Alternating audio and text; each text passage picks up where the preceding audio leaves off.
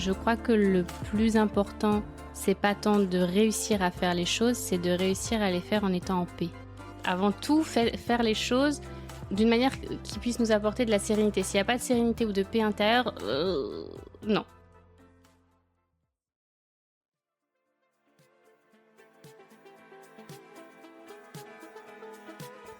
Hello, moi c'est Victoria, une éternelle optimiste qui tente de placer l'émerveillement au cœur de l'écologie. Chaque semaine, je tends mon micro jaune à une personne qui m'inspire pour poser mes questions sur ce qui fait nos vies. À travers le parcours audacieux de mes invités, je questionne la confiance en soi, le sens d'une vie, l'amour, la liberté, l'écologie, bref, autant de sujets qui traduisent un monde qui bouge et qui rythme nos vies. Tout de suite, je t'invite à emprunter un nouvel œil pour regarder le monde et la vie sous un autre angle.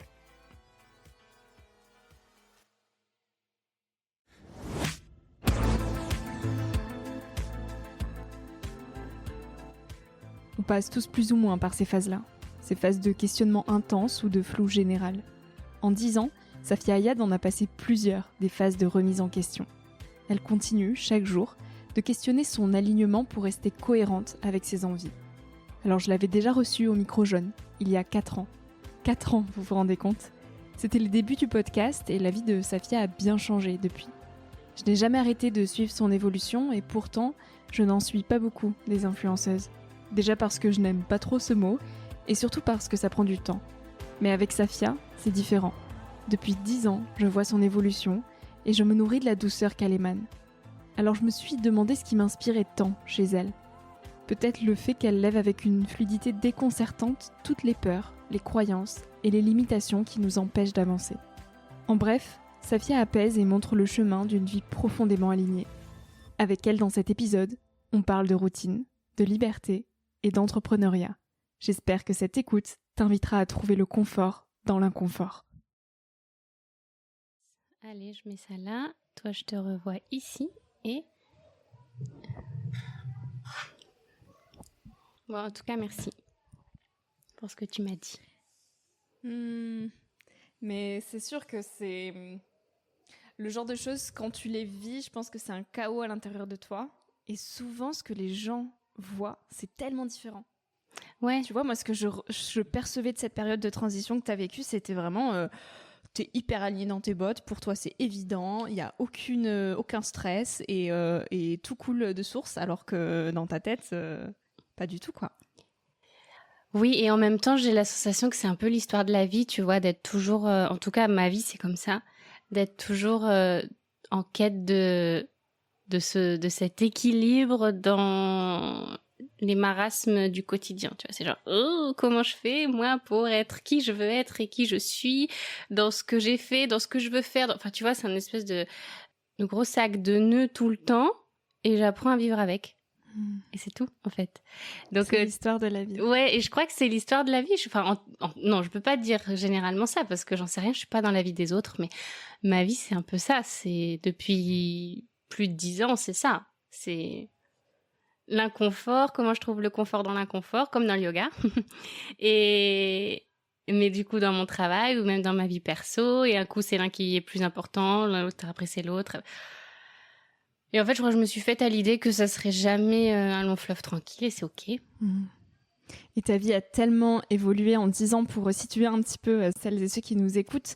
Moi, ça fait 10 ans, justement, même peut-être un peu plus que je te suis sur les réseaux.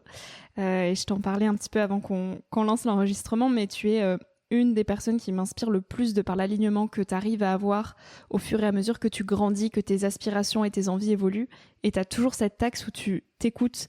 Et de voir ton évolution, pour moi, ça a été une vraie source d'inspiration. Et aujourd'hui, je suis hyper honorée de voir que tu t'inspires aussi de ce que je fais. Bien sûr. Et du coup, merci de tout ce que tu émanes au monde. Et d'ailleurs, j'aimerais te demander comment toi, tu te décrirais aujourd'hui, parce que ça passe à la fois par le yoga, l'accompagnement des femmes, la création de contenu. Et en fait, en une phrase, t'es juste là pour nous rappeler combien la vie, elle est riche. Mais est-ce que tu arrives à mettre des mots derrière ce que tu fais ? Depuis quelque temps, j'arrive parce que j'ai choisi de me concentrer sur un entrepreneuriat j'ai choisi de me mettre dans une case volontairement pour pouvoir danser dans cette case comme moi j'ai envie de danser. Parce que quand j'étais pas dans une case, c'était trop difficile pour moi, en fait. C'était trop libre, c'était... Moi qui suis d'ailleurs très Vata, tu vois, le Vata, s'il n'a pas l'encadrement, en fait, il se perd et la charge mentale et l'anxiété et tout ça. Du coup, depuis une petite année, j'y arrive parce que j'ai commencé un nouveau travail qui n'a rien à voir en principe avec ce que je faisais avant. Je travaille maintenant dans le marketing relationnel et en fait, je dis que je fais ça. Et ça me va bien parce qu'en fait, en dessous de tout ça, il y a tout ce que je faisais avant déjà. C'est-à-dire que j'ai aujourd'hui une équipe de 56 personnes. Donc en fait, au quotidien, j'accompagne 56 personnes. Donc c'est toutes des femmes. Donc en fait, je continue d'accompagner des femmes. Tu continues mais avec un cadre finalement derrière. Et c'est intéressant ce que tu dis sur cette notion de liberté parce qu'à la fois on aspire toutes plus ou moins à cette liberté et au final, de la manière dont toi tu l'as ressenti, ça peut aussi être une propre prison d'avoir trop de liberté. Exactement, moi j'ai la sensation que depuis que j'ai commencé vraiment cette nouvelle activité entre guillemets et que je m'y consacre presque à full time, j'ai l'impression que j'ai jamais été aussi épanouie professionnellement. Alors que j'ai eu de grands succès dans ma carrière, j'ai eu plein de choses super joyeuses, super expansives, super belles, beaucoup de liens, beaucoup de rencontres, plein de choses, mais je me suis jamais sentie autant épanouie qu'aujourd'hui. Et je pense que j'avais besoin de ce cadre-là. Être créatrice de contenu, parce que moi j'ai commencé en étant youtubeuse, comme tu le disais. Être créatrice de contenu, c'est fantastique, mais pour les profils comme moi, en fait, c'est trop libre. Et qu'est-ce qui a changé justement dans ta façon de te sentir libre avec le fait d'avoir une équipe? Est-ce que tu as moins le sentiment de ne pas en faire assez? Là où quand on est complètement à son compte, finalement, il n'y a que nous pour se mettre des propres limites. Qu'est-ce qui finalement, toi, t'apaise plus dans le fait d'être encadré? C'est-à-dire que parce qu'on est encadré, parce qu'on est dans un projet commun, avec des règles, avec des objectifs, avec des choses, avec des gens qui ont déjà aussi cheminé avant nous, eh bien moi, ça me donne une perspective qui est claire. C'est comme si je voyais exactement, justement, la salle dans laquelle je peux danser. Alors qu'avant, j'étais dans une espèce de monde sans barrière, sans limite. Et donc, c'est difficile de danser sur une scène qui a pas de limite, tu vois. Tu dis comment j'occupe l'espace réellement, parce que je c'est infini. Et donc c'est vraiment le fait de sentir qu'on est beaucoup et de plus en plus, qu'il y a des gens qui l'ont déjà fait avant nous, qu'on a des objectifs précis, qu'on a un produit précis qu'on vend, un projet précis qu'on vend. Bref. Et en fait, de savoir que je suis au service de ces femmes qui veulent développer leur activité aussi avec moi, et que mon expertise d'accompagnatrice, de coach, tout ça, je peux leur mettre aussi là sur la table, et ça me réjouit en fait. Juste, ça me réjouit. Est-ce que ça te permet aussi mieux de délimiter ton côté professionnel de celui personnel? Non, j'ai abandonné le projet. Hein. Ça, j'ai arrêté de vouloir délimiter parce que je crois qu'en étant entrepreneur, c'est justement une guerre intérieure que de vouloir délimiter. Et si on arrive à faire l'union saine et honnête, sincère entre la vie pro, la vie perso, en fait, c'est magnifique sur les deux plans. Donc, mon fils sait très bien ce que je fais, il connaît très bien les objectifs, mon mec évidemment, et quand j'ai envie d'être que avec eux et couper le boulot, je peux aussi le faire. Mais en fait, il n'y a pas de ça c'est boulot et ça c'est perso. Ça, c'est l'écosystème dans lequel je suis et c'est moi dans tout ça. Donc, je trouve ça difficile de s'enfermer juste boulot ou juste perso. Moi, j'aime bien tout mélanger. Surtout que ce qui te nourrit et ce qui nourrit de fait les autres, celles et ceux qui t'inspirent, c'est ce qui fait ton quotidien. Donc même si tu n'enseignes plus à proprement parler le yoga, tu continues cette pratique tous les jours. Tes lectures te nourrissent aussi. Et qu'est-ce qui au final t'énergise le plus au quotidien? Actuellement, je pense que c'est les autres. Mais pas nécessairement de nouvelles rencontres. Là, je sens que je suis dans une phase de ma vie où j'ai besoin de connecter à mes amitiés de longue date, tu vois. Et souvent, elles sont en France. Donc, moi, j'habite en Espagne, mais du coup, j'ai besoin de retourner en France, de reconnecter avec ma famille, de reconnecter avec mes amis de longue date. Et c'est ça, en fait, qui me donne la nourriture dont j'ai besoin actuellement. En plus, évidemment, d'être constamment dehors. C'est-à-dire que dès qu'on peut, on est hors de la ville, parce qu'on habite à Barcelone, dans le cœur de la ville en plus. Donc, on n'a pas beaucoup de nature autour de nous. Mais dès qu'on peut, c'est être dehors, c'est me baigner, c'est écouter le vent dans les arbres, voilà, et être aussi que nous trois. On a la chance d'avoir une famille à trois et ça me donne de l'énergie, beaucoup. En toutes ces années d'évolution, de changement, de bifurcation, qu'est-ce que tu pourrais dire que la vie t'a appris de plus précieux jusqu'à aujourd'hui? Je crois que ça concerne tout le monde, mais je crois que le plus important, c'est pas tant de réussir à faire les choses, c'est de réussir à les faire en étant en paix. Dans ma carrière, dans l'influence, je réussissais beaucoup de choses, mais j'étais pas en paix, j'avais beaucoup de charge mentale, beaucoup de stress, beaucoup d'inquiétude. J'étais pas heureuse finalement. J'ai pas pu savourer correctement cette période de ma vie, alors qu'aujourd'hui j'ai la sensation de réussir à moins grande échelle pour le moment, mais en tout cas de réussir avec une certaine sérénité et une certaine paix, et je suis aussi sereine dans mon couple, ce qui était beaucoup plus difficile dans l'ancien, quand on faisait de l'influence. Je suis sereine avec mon enfant, je suis sereine, voilà, je crois que c'est ça en fait. Avant tout, faire les choses d'une manière qui puisse nous apporter de la sérénité. S'il n'y a pas de sérénité ou de paix intérieure, non. Et comment est-ce que tu l'apportes, justement, cette sérénité dans tout ce que tu fais? Ça s'apprend, ça se cultive? Ça dépend ce qu'on fait. Il y a des choses qui apportent de la sérénité à certains et qui n'en apportent pas à d'autres, tu vois. Je pense que c'est tester et c'est voir. C'est se dire... Je prends mon cas personnel, c'est se dire, faire des vidéos sur YouTube, en fait, ça m'apporte tout sauf de la sérénité. Ça me stresse, ça m'inquiète, ça me surstimule, mais c'est insupportable. Pourquoi?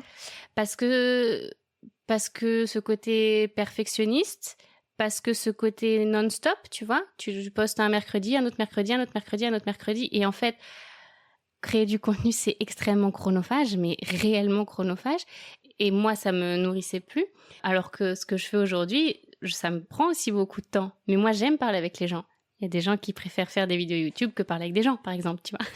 Et en fait, c'est trouver ce qui nous apporte du plaisir et qui nous apporte aussi dans le business de la réussite professionnelle, tout en cultivant cette paix. Mais c'est dans le test, hein. C'est en testant. On est obligé de faire pour apprendre. Et j'imagine que cette paix, elle découle aussi du fait que l'on ait moins peur. Et il y a un très beau texte que j'ai lu sur ton site, sur la peur, où tu dis que aujourd'hui tu n'as plus peur de rien, plus peur d'échouer de ce que l'on pourra dire de toi, plus peur d'essayer et d'apprendre de ce que tu vis, et plus peur d'être complètement toi.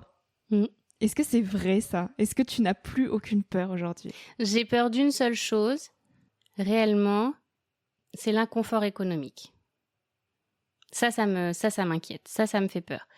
Parce que j'ai grandi dans l'inconfort économique, qu'après j'ai été dans une très grande abondance économique, après on est repassé par une phase il y a quelque temps de très grand inconfort économique,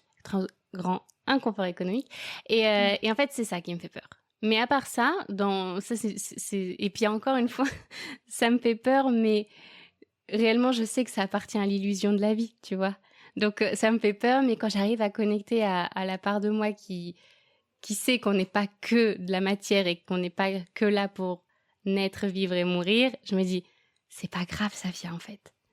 Et comment est-ce que tu te sentais justement dans cette phase de plus grand inconfort économique? Est-ce que tu étais moins heureuse que tu peux l'être aujourd'hui? Non, pas du tout. Pas du tout, parce que ça m'a permis de connecter justement au fait que la vie c'est de l'illusion. Mais encore plus, tu vois, depuis vraiment l'expérience, parce que c'est facile de dire oui, tout est illusion, qu'en fait tout va bien dans ta vie. Mais quand tu sais pas si tu vas pouvoir payer ton loyer, que l'école c'est beaucoup trop cher, que tu peux pas, enfin bref, c'est là que c'est des vraies ressources. Et c'est pour ça que je comprends aussi les gens qui se raccrochent à des religions, tu vois, c'est un peu pareil. Moi, je me suis pas accrochée à une religion, mais je me suis accrochée à une certaine foi. Et en fait, en m'accrochant à la foi, j'ai été encore plus heureuse que j'ai pu l'être quand je gagnais très bien ma vie. Et du coup, c'est curieux que tu aies encore peur de ce manque aujourd'hui, puisque tu as vu que même dans le manque, tu pouvais trouver des ressources qui te permettaient d'être heureuse. Ouais, mais c'est tellement dur sur le plan émotionnel et mental. Et en fait, ce qui m'inquiète, c'est pas tant que je sois pas bien, c'est que ensuite je le véhicule à mon enfant. Tu vois, que je puisse pas être la mère que je veux être. C'est ça en fait qui me préoccupe, sans que ce soit ça m'empêche de dormir, pas du tout. Mais en tout cas, c'est de me dire voilà, je veux éviter de retomber dans ce type de situation, parce que je sais qu'après, vis-à-vis de mon fils, je suis pas la meilleure des mamans. Parce que je suis inquiète, parce que je suis troublée, parce que je suis fatiguée, parce que... Et donc aujourd'hui, tu as encore des appréhensions sur ce futur économique? Bien sûr, parce que je sais que ça va et ça vient. En fait, je sais que la vie, c'est toujours les cycles. Mais en même temps, j'ai confiance, tu vois, j'ai autant peur que confiance. C'est assez paradoxal, mais je sais que comme c'est des cycles, ça va aussi passer. Et que parce qu'on passe dans le creux de la vague, bah, on apprend et donc on est encore plus en mesure de savourer le haut de vague et de traverser le prochain creux de vague. Mais c'est juste que vis-à-vis de ma relation avec mon enfant, j'ai envie d'être stable, j'ai envie d'être une bonne maman, donc en fait, j'ai pas envie que émotionnellement ce soit le bordel, tu vois. Ouais. Et au-delà de l'aspect financier, qu'est-ce qui te permet de rester stable aujourd'hui? Je sais que tu aimes aussi beaucoup le nomadisme, tu aimes beaucoup bouger, partir à l'aventure, te réinventer. Est-ce que c'est aussi une forme de stabilité que tu peux trouver dans le mouvement? Bah oui, c'est l'avatar en moi, je pense. Tu vois, encore une fois. C'est vrai que ça me rassure quand même d'avoir un chez moi, d'avoir des routines, de savoir que mon fils il part à telle heure à l'école, que je vais le chercher à telle heure. J'aime bien ça, mais ça m'enferme aussi au bout d'un moment. Donc c'est pour ça que et je crois que même sur le plan familial, on est tous les trois comme ça. On a besoin de faire des escapades. On a besoin de partir 2 jours là, de partir une après-midi là, de faire un truc différent. Tiens, ce soir, finalement, on va pas manger à la maison, on va aller manger dehors. Tu vois. Enfin, il y a des trucs qui sont pas énormes, c'est des petits changements du quotidien ou des plus gros changements du quotidien. Mais j'en ai absolument besoin parce que c'est comme ça que la vie, elle flot aussi, tu vois. Et que je m'enferme pas dans un truc où je crois que c'est exactement comme ça. Non. Regarde un peu, les possibilités sont tellement infinies que si tu fais tout le temps la même chose, tu peux pas avoir des résultats différents, on le sait. Tu nous l'as dit, ton fils, il a changé beaucoup de choses dans ton rapport au monde, ton rapport à toi, la façon d'appréhender le futur. Avant, tu étais la reine du « j'ai pas le temps ». Oui. Et depuis que ton fils est arrivé, tu as repensé cette phrase. Ah ouais. En quoi est-ce qu'il a changé ton rapport au temps? Bah parce que avant d'être parent, on vit une vie un peu égoïste parce qu'on n'est que là pour soi, tu vois. Et c'est normal et c'est sain. Il n'y a pas à remettre ça en question. Mais en fait, du jour au lendemain, même d'une seconde à l'autre, tout notre temps est consacré principalement à quelqu'un d'autre qui est en plus important que soi. Donc c'est pour ça que, et je pense que toutes les mamans le disent, la première fois qu'on met notre enfant à la crèche ou à l'école, c'est oh, mais qu'est-ce que je vais faire de ce temps que j'ai, tu vois, parce qu'on a appris à tout donner. Et donc maintenant que il est un peu plus grand, qu'on a des routines et tout ça, je dis jamais que j'ai pas le temps, en fait, parce que je sais que j'ai ce temps-là, et si j'ai envie de le consacrer à une chose, je le consacre à une chose, mais si j'ai pas envie, je le fais pas. Et donc, en fait, c'est une décision. On n'a jamais pas le temps, parce qu'on a tous la même quantité de temps. C'est juste quelle est la priorité et comment tu gères ton temps, comment tu l'utilises ton temps. Donc, je dis plus ça, mais c'était une grosse excuse pendant presque 30 ans de ma vie, ça c'est sûr. Et alors, comment est-ce que toi, tu le gères, ce temps, sachant que prendre le temps de t'aimer, c'est toujours une priorité? C'est vrai, parce que je fais toujours ce qui me paraît juste pour moi, de manière à pouvoir être complètement juste avec l'autre, tu vois. C'est-à-dire que si je fais quelque chose à contre-cœur, je sais que ça va pas servir l'autre non plus.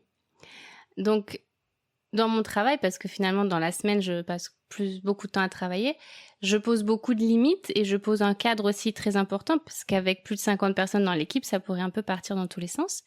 Mais voilà, elles ont appris aussi quelles étaient mes règles, quelles étaient mes limites, et moi, j'ai appris à les définir. Mais il y a toujours dans la journée un moment qui est consacré juste à moi, ma pratique. Et je suis pas comme toi à me lever à 5 heures du matin. Attention, moi je me lève, si on met pas de réveil, à midi je suis encore au lit. Donc, mais dans la journée... J'ai cru comprendre que ton temps pour toi, il était de 9h30 à 10h30. Ouais, en général c'est ça. Petit temps, méditation. Ouais. J'aime bien prendre le temps pour méditer. En ce moment je fais des kriyas de Kundalini aussi. J'essaye de faire du sport parce que c'est important. Voilà, je fais mes pratiques, mes petites choses. Ça me permet ensuite de me dire, ok, ça je me suis apporté à moi, même si actuellement c'est à 9h30, mais peut-être qu'à la rentrée ce sera un autre moment, tu vois, parce que j'ai besoin de ce mouvement dont on parlait à l'instant. Et ça me permet ensuite de caler le reste en fonction de ce que je dois faire. Je me suis donné à moi, je peux ensuite donner à l'autre. Et ça veut dire donner à mon équipe, ça veut dire donner sur les réseaux sociaux parce que je publie quand même presque tous les jours. Et ça veut dire donner à mon chéri et ça veut dire donner à mon fils. Parce qu'à 4h30, moi je vais chercher mon fils. Donc en fait... j'essaye de le mettre le matin, histoire que je sois sûre que ce soit fait, ce moment à moi. Mais tu vois, même dans ces moments à toi et ces routines que tu instaures, tu t'autorises justement à être malléable, à les adapter en fonction de ton évolution, de tes étapes de vie. Et ça, c'est hyper remarquable parce que en permanence, tu as une petite boussole qui te permet de te demander si tu es aligné, oui ou non. Et comment tu apprends à l'écouter, cette boussole ? Je crois que c'est ce qui m'inspire le plus chez toi. En fait, quand j'ai plus envie, c'est qu'il est temps de changer, tu vois. J'avais fait mon thème astral avec un astrologue védique l'année dernière et il m'avait dit, vous êtes volage. Alors, c'est pas le cas en sentiment, parce que ça fait 10 ans que je suis avec mon chéri, tout se passe bien. Mais par contre, je suis volage dans mes habitudes, je suis volage dans mes routines. Parce que si j'ai plus envie, en fait, ça va me coûter de faire quelque chose. Si j'ai plus envie que ma pratique, elle soit de 9h30 à 10h30, ça va me coûter, en fait. Je vais avoir qu'une envie, c'est de prendre mon ordi, de me mettre à travailler ou aller dehors rencontrer quelqu'un. Enfin, tu vois. Donc, en fait, je me dis, ça sert à quoi de la garder là, alors que j'arrive pas à l'honorer et à la vivre pleinement ? Où est-ce que je peux la mettre et comment je peux parce que je sais que je l'aime, mais c'est juste que là, elle fit plus, quoi. Et dans le cas de choses que j'ai plus envie de faire, juste je les arrête. Ça m'est arrivé plein de fois dans des activités sportives ou dans des projets pro, on le sait. J'en ai fait 15 000 en 10 ans. Mais c'est juste si j'ai plus envie, j'observe. Est-ce que c'est momentané ? Est-ce que c'est vraiment définitif ? Est-ce qu'il y a vraiment rupture, fin de cycle ? Et s'il y a fin de cycle, pues muy bien, on y va, on change. Et ce qui est beau, c'est que cette évolution, elle se transpire aussi dans ce que tu peux ressentir et le rapport que tu peux avoir avec toi-même.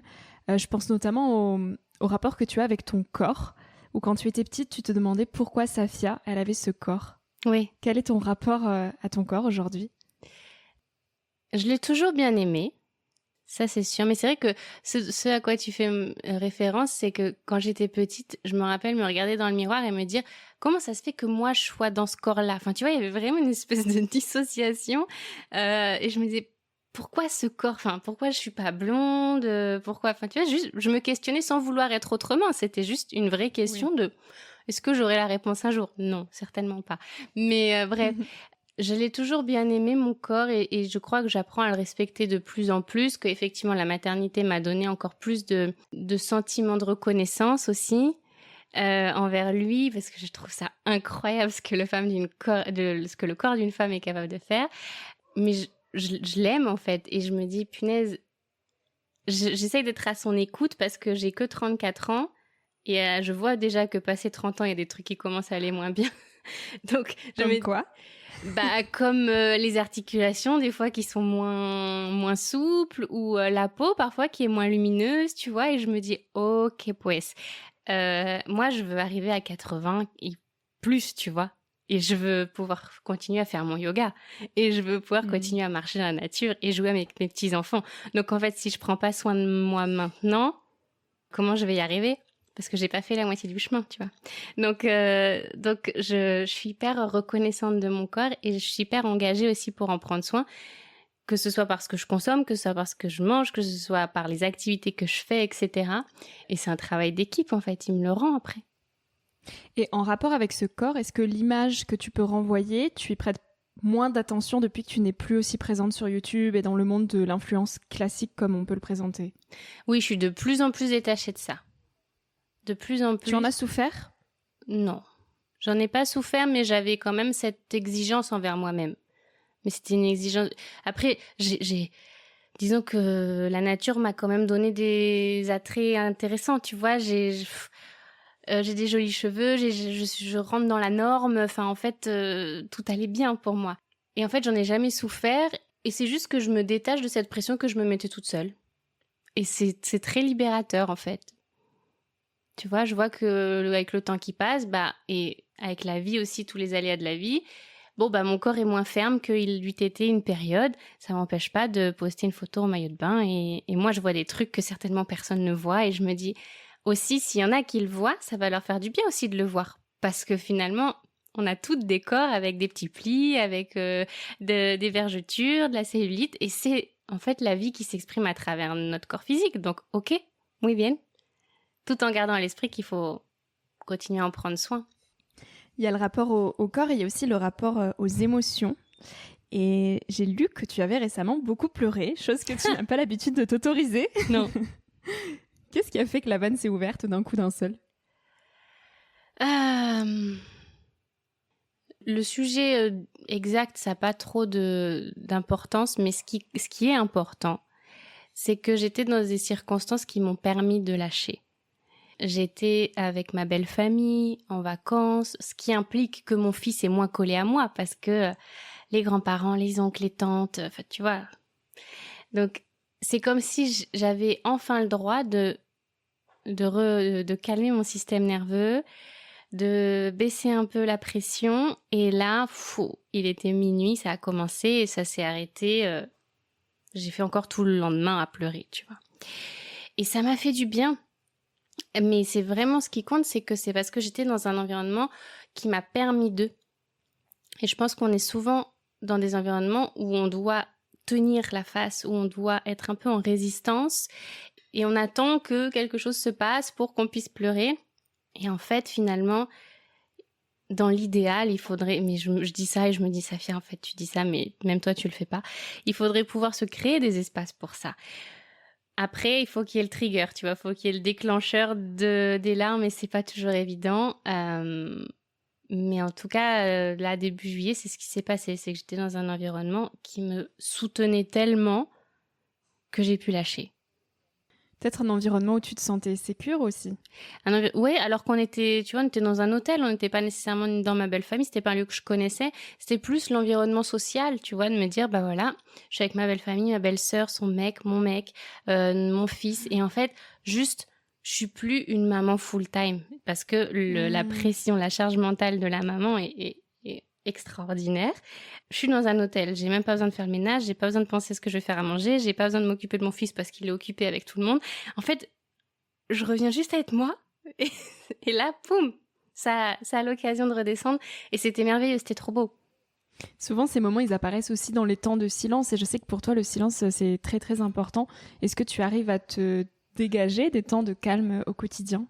Oui, c'est pour ça que le matin, tu vois, on dit 9h30, 10h30, c'est pas figé, mais grosso modo, c'est ça. C'est un moment où je mets pas de réunion, où je mets rien, en fait. Je sais que j'ai fini de ranger la cuisine après le petit-déj. Enfin, tu vois, hop, terminé. C'est pour moi. Donc, ça veut dire que je médite, ça veut dire que je pratique, ça veut dire que je chante, ça veut dire que j'écoute le silence, ça veut dire que je tire les cartes, ça veut dire que j'écris, ça veut dire, tu vois. Mais c'est pas un moment où je pleure, en général. Et qu'est-ce qui t'apporte le silence fondamentalement? C'est la solitude. J'ai besoin d'être seule pour vraiment connecter à ce silence-là. Parce que sinon, je sais que je vais être happée à vouloir discuter ou alors on va me demander quelque chose. Et donc, j'ai vraiment, vraiment besoin de cette solitude pour apprécier, non pas pour apprécier parce que je l'apprécie tout le temps, mais pour connecter au silence. J'ai du mal à être en silence avec d'autres gens. C'est difficile pour moi. Ce silence, il est parfois difficile à apprivoiser, mais de manière mentale. Il peut y avoir du silence tout autour de nous et pour autant beaucoup de brouillard et de bruit dans notre tête, notamment quand on est présent sur les réseaux sociaux. Je sais que tu as fait une grande pause des réseaux sociaux il y a quelques temps. Aujourd'hui, tu es revenue, tu es très active. Tu nous disais tout à l'heure que tu publiais presque tous les jours. Comment est-ce que tu arrives à te protéger justement de ce bruit social, mais qui n'est pas physique?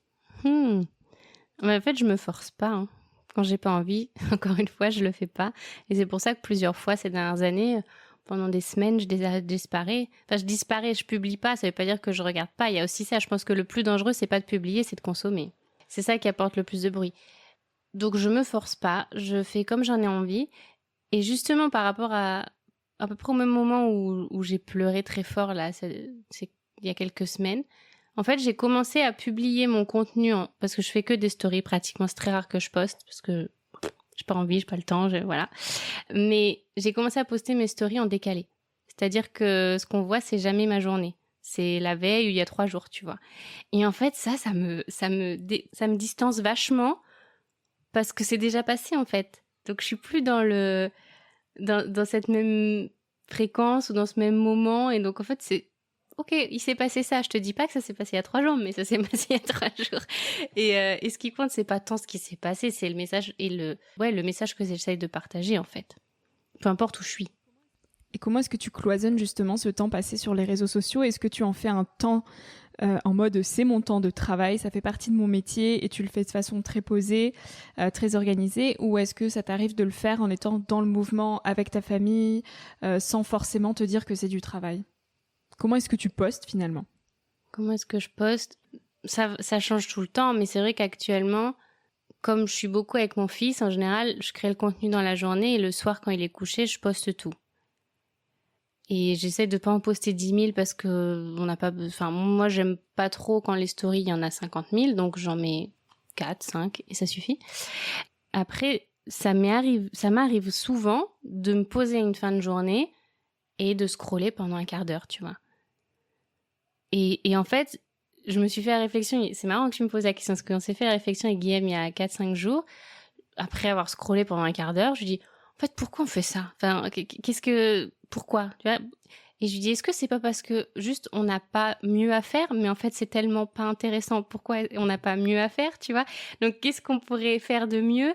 Et, et donc ça permet de se questionner sur déjà pourquoi je le fais. Donc en fait on s'est rendu compte qu'on le faisait parce que juste on n'avait pas envie de réfléchir. Après une journée de vacances avec l'enfant, c'est intense, du coup c'est juste... En fait, juste, j'ai pas envie de réfléchir, donc je scrolle bêtement. Ok, mais du coup, je pourrais regarder un film ou une série. Oui, mais on n'en trouve jamais qui nous plaisent vraiment, donc non. Donc je pourrais lire. Ouais, non, mais ça me demande un effort. En fait, tu vois, c'est ça. C'est toujours... C'est une distraction. Ouais, c'est une distraction, c'est un entertainment, quoi. Mais en fait, c'est un entertainment qui sert pas à grand-chose à ce moment-là de la journée et qui pourrait évoluer. Donc je suis dans cette quête-là, à l'heure où on parle. Mais comment est-ce que toi, tu te sens après avoir consommé ces réseaux sociaux? Est-ce que tu te sens inspirée ou au contraire, est-ce que tu tombes dans la comparaison? Est-ce que tu te dévalorises? Qu'est-ce que ça me fait rien, t'évoque? en fait. J'ai l'impression d'avoir rien fait. D'être anesthésiée presque. Ouais, c'est genre, ok, en fait, j'ai vu quoi? I don't know.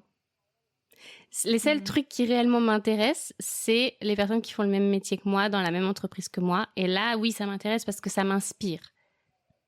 Mais en fait, tout le reste, tu vois, je sais même pas que je l'ai vu, quoi. C'est terrible. Donc c'est pour ça que je me dis à quoi bon. Mais en même temps, il y a aussi une autre part de moi qui dit, ok, si moi j'en ressors ça, c'est-à-dire qu'il y a d'autres gens qui en ressortent ça en voyant mon contenu. Bien sûr.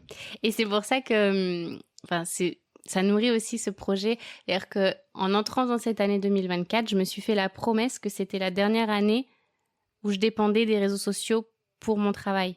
Ça ne veut pas dire que je vais les quitter, c'est juste que actuellement, je sais que j'en dépends, je dois entretenir quelque chose pour que ça continue de grossir et que ça trouve sa vitesse de croisière. Mais j'ai envie que ce soit la dernière année, donc en fait, je fais aussi du travail offline qui permet de se décoller de ça. Parce que franchement, je vois pas trop ce que ça peut apporter de plus, tu vois. C'est drôle parce que j'allais justement te poser la question de ton plus grand rêve et de comment tu voyais la Safia dans 10 ans, si tu arrives à te projeter assez loin et si tu aimes te projeter aussi. Ouais, dans 10 ans, j'espère avoir un deuxième enfant, déjà, mais donc il faut que je sois plus disponible dans ma tête. Et en fait, il y a un truc que j'aimerais faire, c'est avoir un lieu pour recevoir, tu vois. J'aimerais qu'on puisse avoir un lieu où les gens se retrouvent pour faire des pratiques, pour y rester quelques jours, pour jardiner, pour apprendre des choses de la vraie vie. J'ai vraiment un gros besoin de retour à la terre. J'ai besoin d'apprendre à cultiver des choses, d'apprendre à entretenir la terre, à la remercier. Ce côté très dévotion envers la terre, j'ai besoin de le vivre dans mon quotidien et actuellement, c'est pas le cas. Donc j'espère que d'ici 10 ans, j'aurai mis ça en place d'une certaine manière. Et retrouver justement le lien physique plus que virtuel. Ah oui, mais de toute façon, tu sais, je pense vraiment que Instagram, ça va pas forcément durer comme ça. Hein. J'ai la sensation qu'on est très nombreux à plus avoir envie d'être constamment là. Et Instagram, c'est intéressant pour... ce que je veux dire, c'est que il y a eu des phases dans ma vie où vraiment je me disais je coupe Instagram, je veux pas consommer Instagram, mais quand même ça m'intéressait d'aller voir pour tiens, j'ai vu que ce café il avait l'air sympa, je vais voir sur Instagram à quoi il ressemble, tu vois. Donc en fait en mode moteur de recherche, c'est cool, mais pour le reste, c'est pas ce que je nous souhaite à tous, quoi. Et aujourd'hui, à l'heure d'aujourd'hui, comment fondamentalement est-ce que tu te sens ? Je me sens à ma place, en tout cas dans ce que je fais, pas forcément géographiquement, mais dans ce que je fais, je me sens à ma place. Je me sens extrêmement reconnaissante de ceux qui m'entourent et je me sens aussi épuisée, ça c'est une réalité. C'est pour ça que j'ai décidé de me concentrer qu'à un seul projet maintenant et de plus faire d'accompagnement, plus faire de podcasts que je fais moi, plus de faire de programmes et tout ça parce que je vois bien que je peux plus travailler autant et que j'ai besoin de me reposer plus. Mais je me sens bien, je me sens en paix. Et pour celles et ceux qui nous écoutent et qui peut-être chercheraient cet alignement que tu arrives à toucher du doigt aujourd'hui, comment est-ce qu'on se crée une vie en conscience ? Je sais que c'est une question très vaste. Je pense que la première chose, c'est de se rappeler que de se faire la guerre à soi-même, c'est pas la voie. Tu vois, s'en vouloir de choses, ou penser qu'on n'est pas à la hauteur, ou qu'on s'est trompé, ou qu'on fait pas bien les choses. Enfin, tu vois, tout ça, là, tous ces petits messages qui viennent parasiter, je crois que c'est déjà les premiers qu'on doit aller observer et dire, bah non, en fait, j'ai toujours fait de mon mieux. C'est pas parfait, mais c'est comme ça que j'y arrive pour l'instant. Et c'est vraiment, ça apporter beaucoup, beaucoup de tendresse et beaucoup d'amour. Parce qu'à partir du moment où on arrive à s'apporter assez d'amour, en fait, tout ce qui divague un peu dans notre réalité, c'est estompé. Donc je crois que c'est ça, pour vivre en conscience, c'est déjà vivre en s'apportant cet amour-là.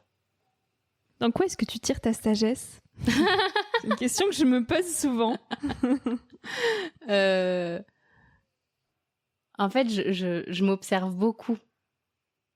J'ai une espèce d'autocritique, mais très, très amour, encore une fois, depuis toujours.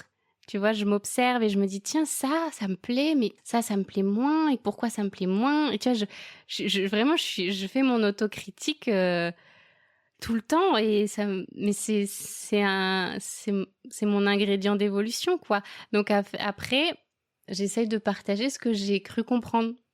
Et on voit si ça peut résonner chez certains. Aujourd'hui, une journée de Safia, ça ressemble à quoi ? Les jours où il y a des routines. Ouais. Je me lève toujours la première, même si je me lève pas à 5 heures. Mais je me lève pas à 5 heures non plus. À 6 heures, voilà, dans tous les cas, c'est beaucoup trop tôt pour moi. Non, les jours de semaine, je me lève la première parce que je sais que si je me lève pas, l'enfant n'ira pas à l'école à l'heure et ça va être la cata. Donc c'est vrai que la matinée, les premières heures de la matinée sont dirigées vers lui et le fait qu'il puisse aller à l'école. Après, j'ai ce moment pour moi où je fais mes pratiques, je petit déjeune et tout ça. Pareil, le petit déjeuner pour moi c'est une pratique aussi, tu vois, c'est qu'est-ce que j'apporte à mon corps, qu'est-ce que je lui donne, et j'apprends encore aujourd'hui, je croyais savoir beaucoup, mais en fait, j'apprends toujours. Et ensuite, généralement, j'ai des réunions dans la journée, je passe souvent du temps en réunion avec mon équipe ou avec des personnes qui veulent rentrer dans l'équipe. Donc, j'ai souvent plusieurs réunions, j'ai la chance de manger avec mon chéri tous les midis à la maison.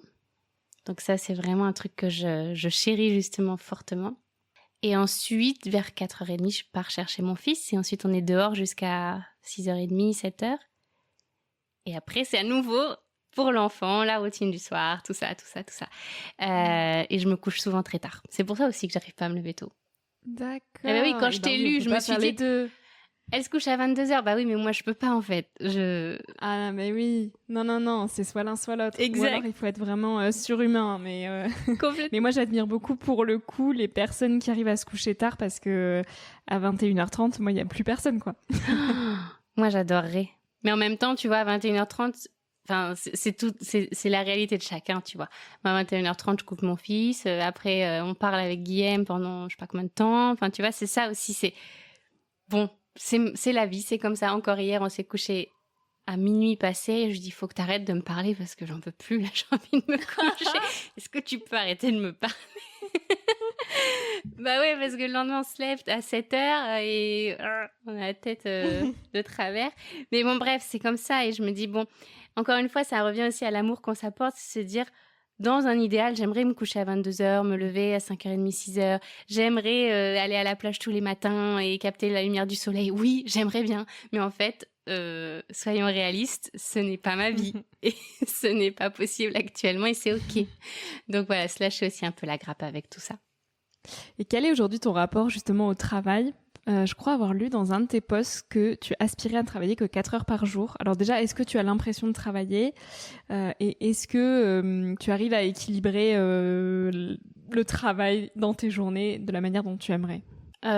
Oui, parce qu'en fait, comme tout est en fonction de notre fils, parce qu'on n'a pas de nounou, on n'a pas les grands-parents, on est que nous deux en fait à s'occuper. Enfin, c'est déjà énorme, hein, tu me diras. Donc en fait, on se partage le temps avec Guillaume selon l'école et tout ça. Et donc, je sais que j'ai ce temps-là et j'en fais ce que je veux. Et oui, j'ai la sensation de travailler parce que je pense qu'un travail, c'est ce qui nous apporte d'une certaine manière notre économie aussi, tu vois.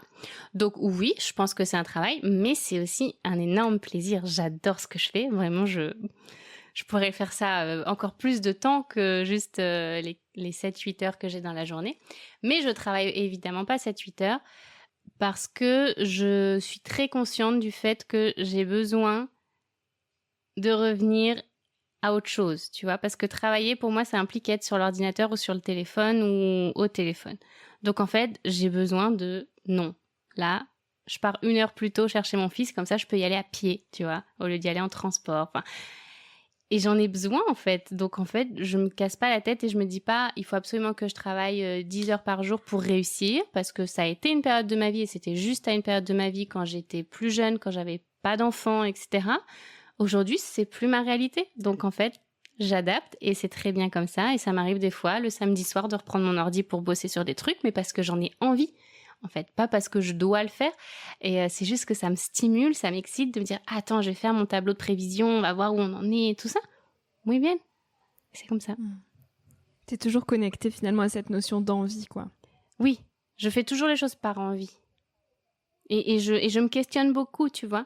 Un exemple très concret, ce soir, des amis devaient venir manger à la maison, mais je sentais que c'était trop, en fait, dans ma journée, et avec mon fils qui est fatigué, moi je suis fatiguée, je me dis, waouh, ça va être beaucoup. J'ai envie de les voir, mais je sens que c'est pas juste, en fait, et que j'ai plus envie d'être tranquille. Donc... Et ça, tu arrives à dire non ? Bah oui, je leur ai dit, en fait, l'autre. là, on est vraiment KO, les gars, en fait... je crois que c'est mieux qu'on se voit à un autre moment, quoi. On a trop envie de vous voir, mais on est KO. Et je pense que de se dire sa vérité, ça permet aussi aux autres en face de savoir qu'ils peuvent dire la leur. Complètement. Et c'est un vrai travail d'apprendre à dire non et sans se dire qu'on va blesser ou ou sans culpabiliser simplement. Oui, mais c'est parce que je pense qu'il faut trouver la manière de le dire. Les mots, ils ont une puissance ou dévastatrice ou au contraire de tendresse et tu vois, de soin. Donc en fait, ça dépend comment tu les utilises. Complètement. Écoute, Safia, on va arriver à la fin de notre discussion. Je vais te poser la question signature du podcast. Quel message tu aimerais partager à celles et ceux qui nous écoutent aujourd'hui ? Il y a 2 choses.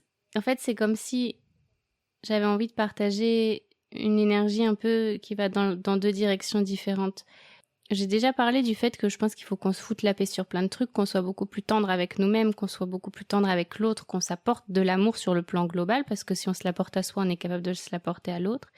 Mais il y a aussi, donc ça c'est disons l'énergie plus féminine, plus de soin.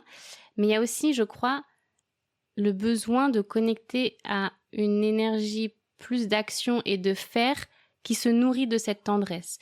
Ce que je veux dire, c'est que le fait de faire, si c'est bien fait et que c'est fait pour les bonnes raisons, avec vraiment ce soin et se dire voilà, moi j'ai un projet, j'ai envie de le mener à bien, ou alors j'ai envie de... un projet, ça peut être tout et rien, d'ailleurs c'est pas que business. S'il est nourri par cette tendresse et par cette douceur dans le quotidien, alors on peut être dans cette énergie de faire. Et on a besoin d'être dans cette énergie de faire. On a besoin d'être dans la complémentarité de ces 2 énergies-là pour avancer. Parce que j'observe bien que... Je l'observe chez les femmes que j'ai accompagnées, je l'observe chez moi, je l'observe chez les femmes de mon équipe.